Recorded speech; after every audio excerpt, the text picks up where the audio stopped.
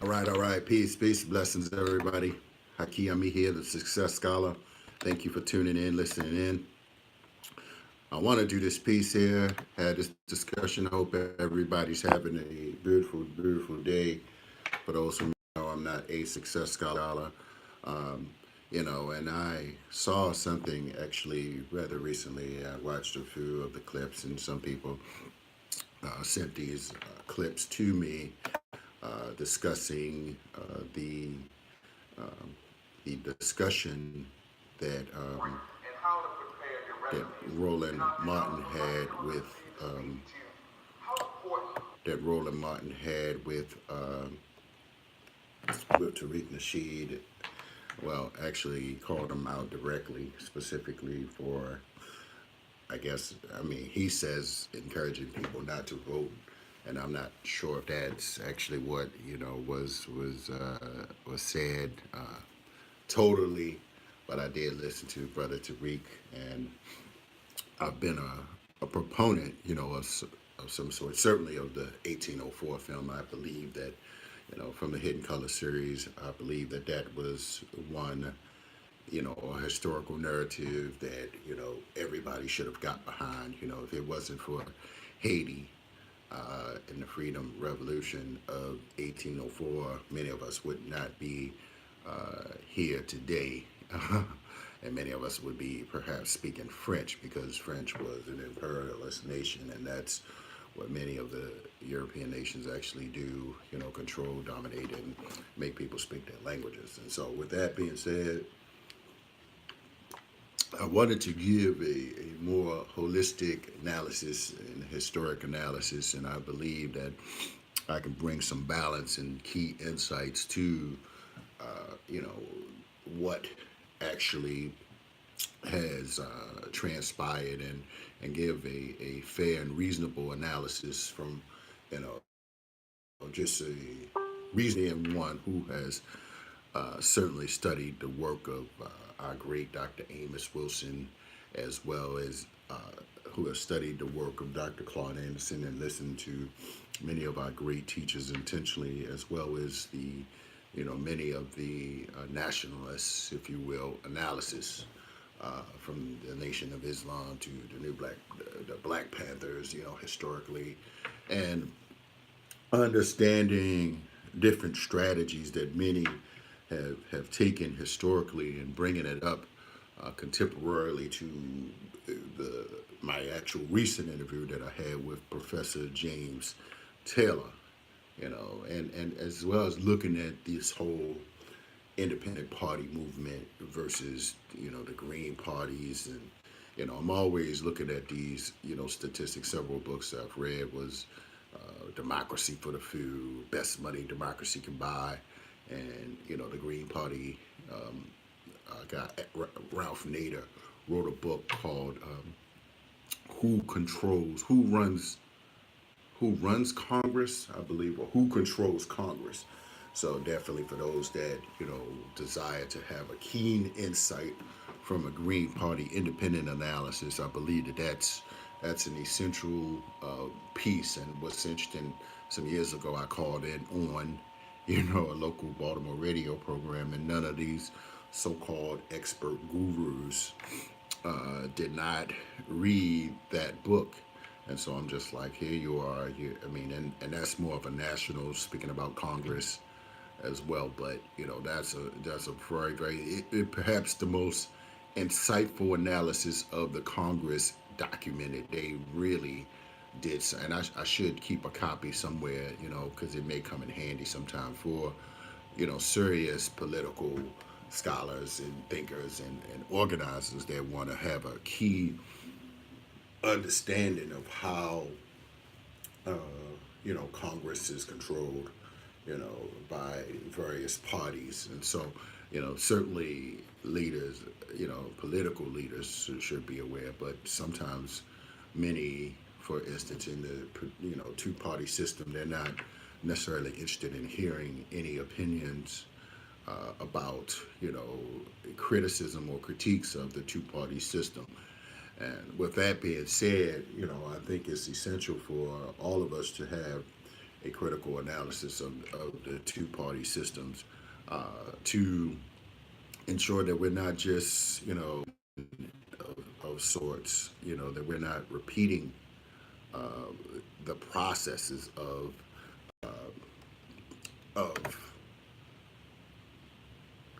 allowing for ourselves to just continue to be manipulated. So, with that being said, again, first and foremost, I was the last one in the Baltimore area to bring Dr. Francis Cress Welsing as well as Brother Steve Coakley to the Baltimore area. And so I understand what, in terms of the bigger picture of racism, white supremacy, and I've been able to break, some other areas down because I do believe that we need to be active, but we're not gonna be active.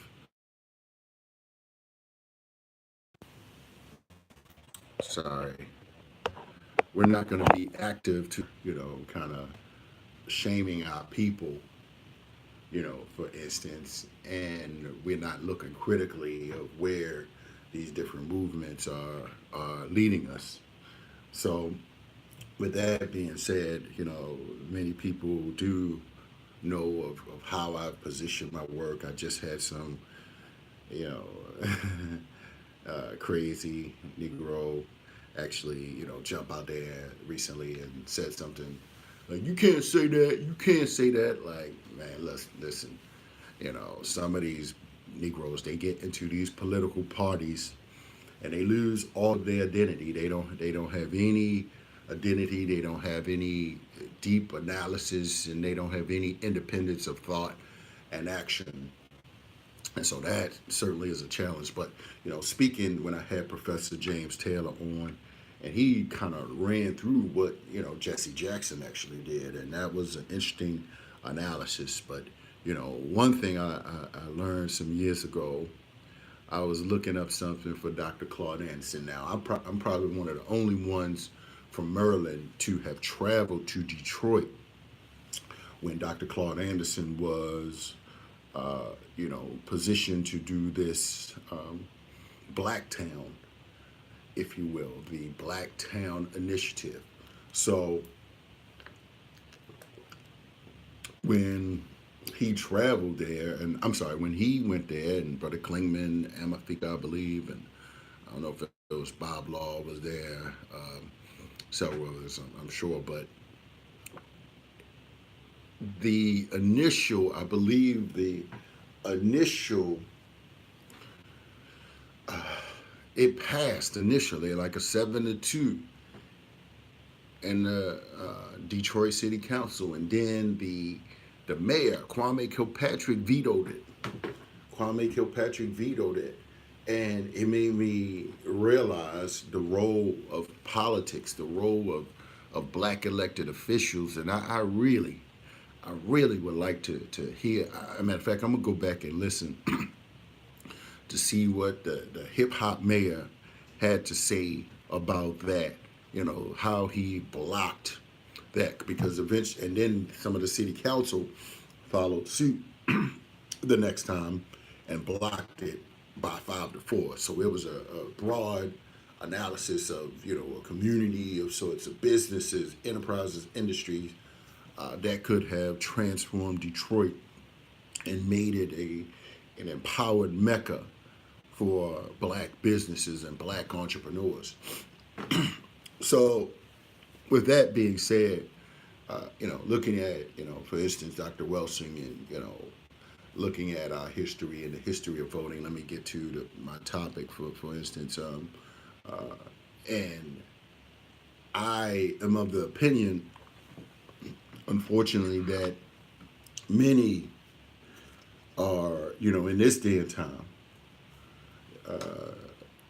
there certainly need to be persons in position, of influence and power.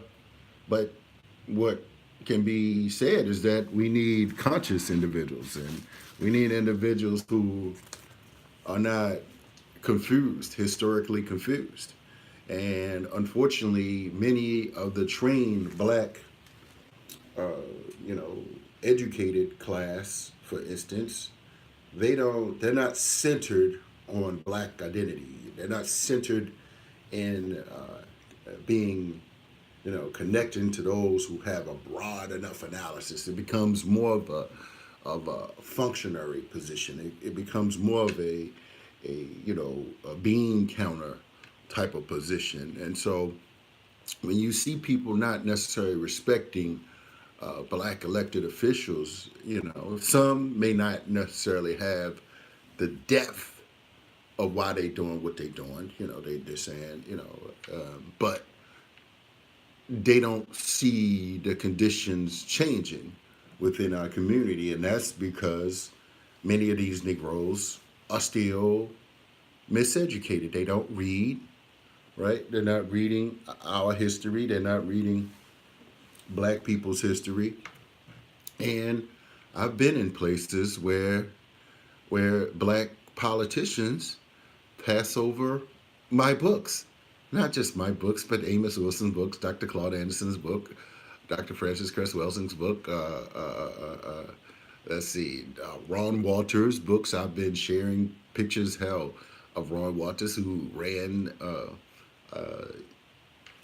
Jesse Jackson's campaign, who was pushing for Jesse to create either independent party or as well as to kind of build like a black, you know, party within the Democratic Party, if you will. So, you know, but certainly what I got from Professor Taylor, and I read this, and you know, Cole understood this from Professor Ron Walters' book, that Jesse actually coalesced to the Democratic Party. Now, with that being said, I know that there are, you know, ways to build some independence, and individuals certainly need to look at history, because what President Obama, and many people have had some justifiable critiques of that, and understanding that on some levels, many people feel that black people are the most loyal to the Democratic Party, that you should be the first in line, right?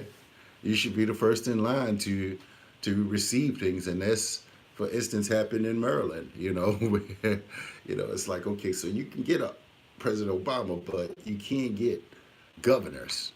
Like, so something is going on with that picture, and this is where, you know, unfortunately, many black people,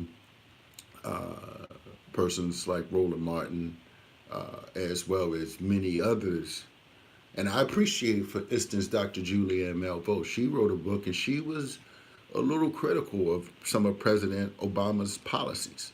And I would encourage people to really get into that, to read that, as well as the book The Peacock Elite.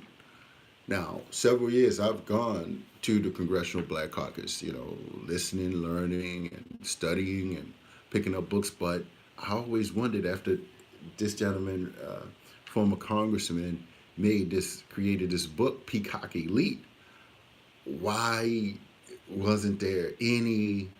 Yeah, I mean, they didn't promote his book. They did, I guess they weren't feeling what he was saying, you know. And yes, he made some critiques of some in the Congressional Black Caucus, uh, and I don't know if, you know, what's all the motivations, but I did a book review on it. I believe it's on YouTube, and I know it's on the Facebook eLife Media Group page. But you know, I certainly would believe, for me, in terms of, it wasn't necessarily a thing of voting or not, but you know, other people have died for many different things. Many people have been killed for looking at a white woman, for uh, uh, not reading, you know. And I'm just wondering, like, in the bigger picture of building freedom, you know, how much emphasis are black people placing, for instance, on something as a minute detail. I'm not saying it's a minute, but it's. I mean, it's only take 5 minutes to vote. You know, it's not like you're telling someone to cure cancer, or become a rocket scientist here. So it's not like but I think it can be perceived as being a little overly romanticized, if you will. And I think partially it comes from many of the churches. It stems from the churches actually, because historically speaking, many of the churches were the leaders of the black community, and they worked hand in hand with uh, trying to quell the angry masses of Negroes, or trying to uh, lull them to sleep, if you will, or or position them, for instance, in kind of like a position where they only voting for people that they're gonna get like some kind of jobs for. So that's kind of what some people are critiquing. They're saying we need to move beyond just that. But here's what my balanced analysis is, because reading books like Black Wealth, White Wealth, I do believe that certainly that government certainly has had roles in creating wealth for many different groups historically speaking. And you all can check out the book Why How White Folks Got So Rich.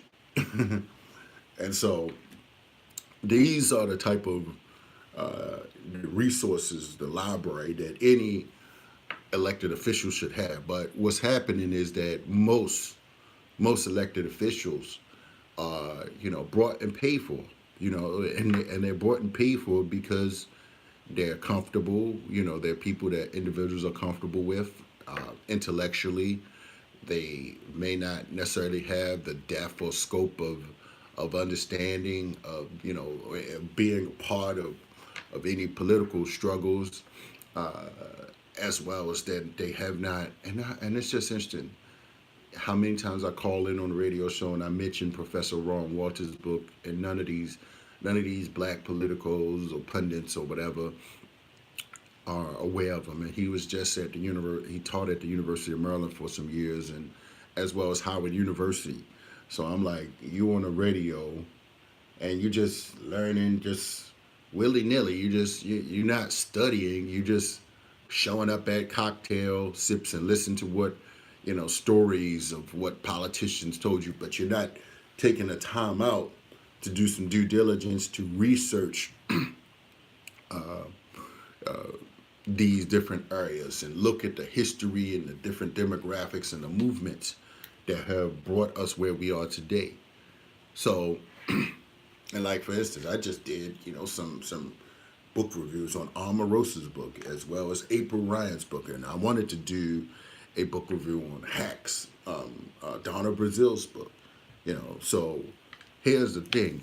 Many people may not know I now on the Central Committee, Democratic Central Committee, and certainly working with my senator who likes me. So for those that do not, my senator loves me, and my delegate, very honorable, respectful individuals that I know that now that Governor Hogan is an official. He's back. He's gonna chop, chop, chop all the Negroes down. But suffice to say, I affirm and attest that things can get done. Things can get done through the process. I believe, and I've seen, individuals, doing various bond bills, and I mean, yes, then there are some people who do complain about, complain about some of our institutions like the arena players and UB Blake, and I'll be at UB Blake on the 16th. There's an event there for the founder of UB Blake Center, Cultural Arts Center. So check that out. Kind of black tie, Wakanda. I'm sorry, Wakanda, not a black tie. This is a Wakanda event. But so speaking, going back again, we shouldn't be like shaming people for voting if we're not shaming people for not reading Dr. Francis Cress Welsing's book.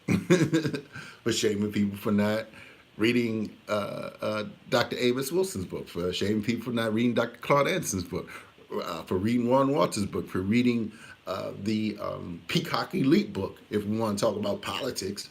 So Roland Martin, like, how about interviewing, the former Congressman Owens? Let's just give an objective, view. So and this is the shameful thing is right now that I gotta like battle for views and all the experience and analysis that I'm bringing, just being right there, having, working with many of the brothers who have critiques of voting and, participating. And, actually I had Dr. Frazier, I partnered in egg and encouraged the Black Caucus, the Maryland State Black Caucus, to have Dr. Frazier speak there, a few years ago. So they decided to do that. I appreciate that. But, I do believe sincerely, for what it's worth. I mean, again, that, certain things can be done through various bond bills. I've seen, some pet projects that officials have, not to call them pet projects, but, projects that people wanted to support, they got supported. And some positions and projects didn't get support. So with that being said, I just want to say that we just need some a broad analysis of these things. And again, people should read, go back and look through the books that I've said. I mean, I'm not gonna, keep quoting all the different teachings of these books, but we need to be talking about some certainly buying up the properties in our community, as well as creating various industries, looking at what products and services outside of a book, outside of a film, outside of you giving a speech on YouTube. We got to be thinking. We have to be thinking about technology. We have to be thinking about the various scientific. We got to be thinking about agriculture, growing our own food, marketing our own food, making our own clothes, food, clothing, shelter, education, medication, self-defense. Those are, some of the different industries that we need to be talking about. And not just, I mean, films and real estate, of course, those are good things, as well as, whatever your occupation is. But I say 21st century occupations. I also believe sincerely that we need to be talking about health and wellness. You know, Unfortunately, many politicians that they're not going to promote that, but fortunately, I have a senator that will. And we have been meeting up, speaking about social determinants of health. And that's kind of a popular term, but many, and I've been in some rooms to really get a formal understanding of many of these topics, and for real, true nation builders, community organizers, scholars. Many need to truly have this part of the analysis as a part of their plan. And so this is where sometimes we're gonna have to think outside the box in terms of what we're willing to sacrifice, in terms of how we support particular candidates, for instance, that are centered, that have a desire to understand our history. Because unfortunately many they go to these institutions that are oriented outside of our community. They don't have a orientation towards black empowerment.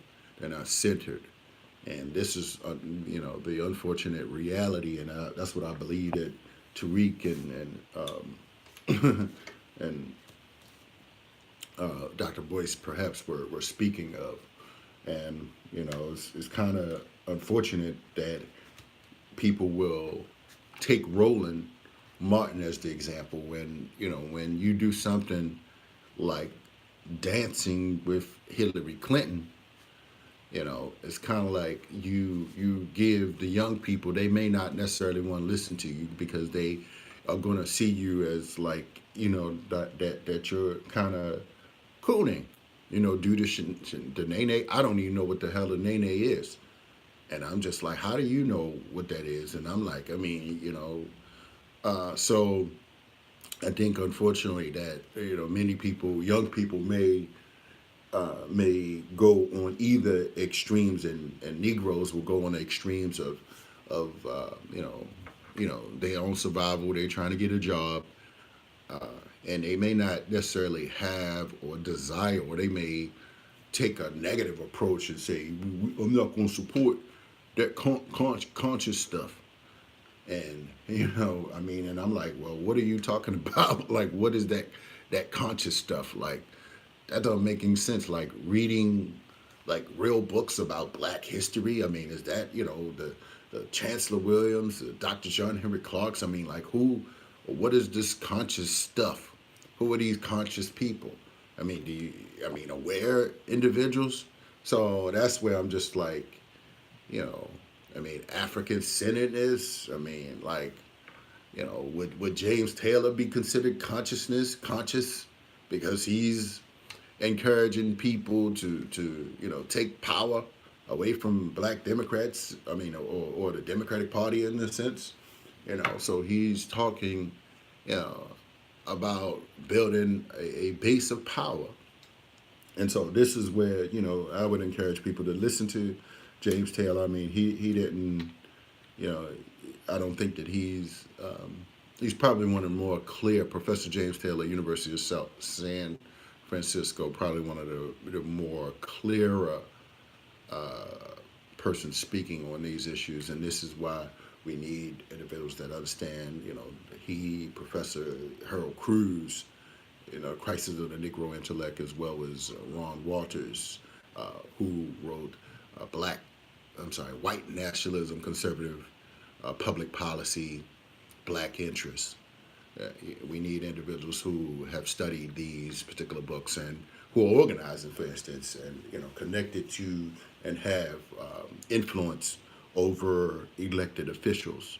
And so this is why, certainly, hopefully, if this made some sense, I'm hoping that the books I've laid out, the speakers that I've brought to this Baltimore area has positioned me certainly to be one of the foremost scholars on this topic. And I believe, how I'm positioning with the assistance of the officials couldn't transform the community.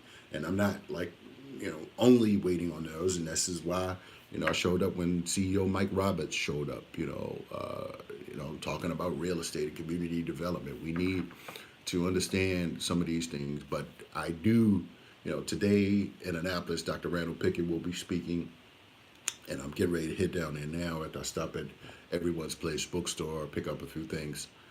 But we need real thinkers, real scholars, real individuals that understand some depth of these conversations, and that go for everyone, for all of us to implement some things. And this is why I've gone to the Congressional Black Caucus over the past few years, and there are some international Africans that do come, and and they need to connect with persons that are progressive, in a sense, that are thinking, that understand history, not people that are content and comfortable with mediocre, perceived middle class lifestyle.